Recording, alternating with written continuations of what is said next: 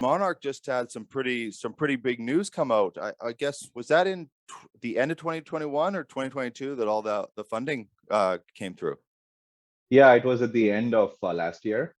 Very excited to share that we're continuing to to add more investors on board, and not just financial investors, but strategic investors. We have always believed that agriculture is an ecosystem.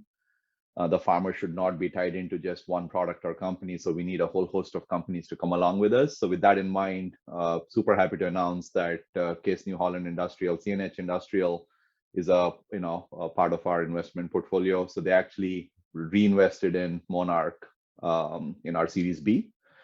Also have Trimble join this round. Wow. And a number of other investors, totaling $60+ million, which brings our total fundraising very close to $100 million over the last couple of years.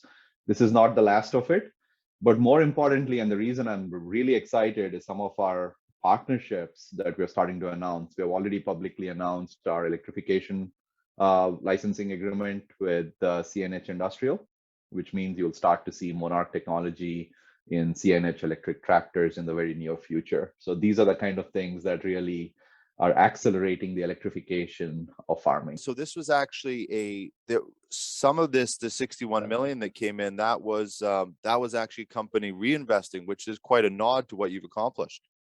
Exactly. A lot of our investors who invested in our Series A at the beginning of last year came back at the end of last year to reinvest. So again, that's a vote of confidence on not just our technology, but also the progress that we're making, year on year.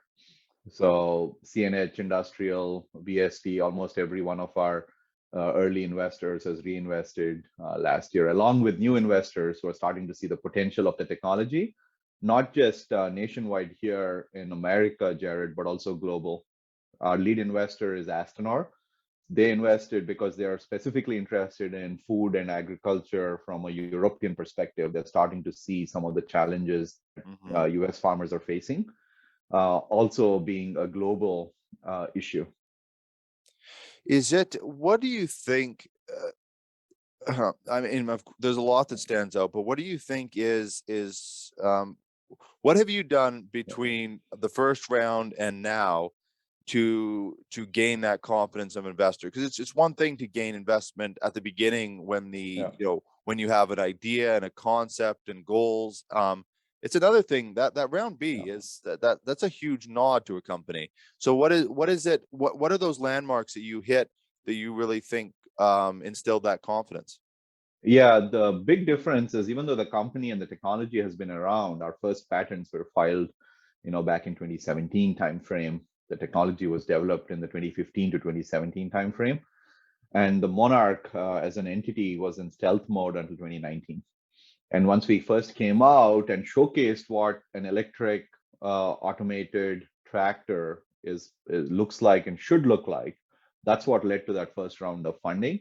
But the interesting thing and the difference between the first round and the second round is basically market traction.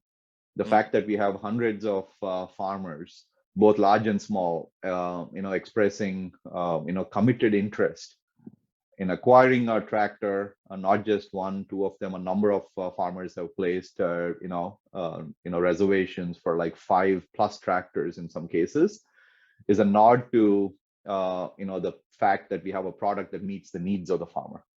And that's what really convinced, the investors to come back in and new investors to join the portfolio.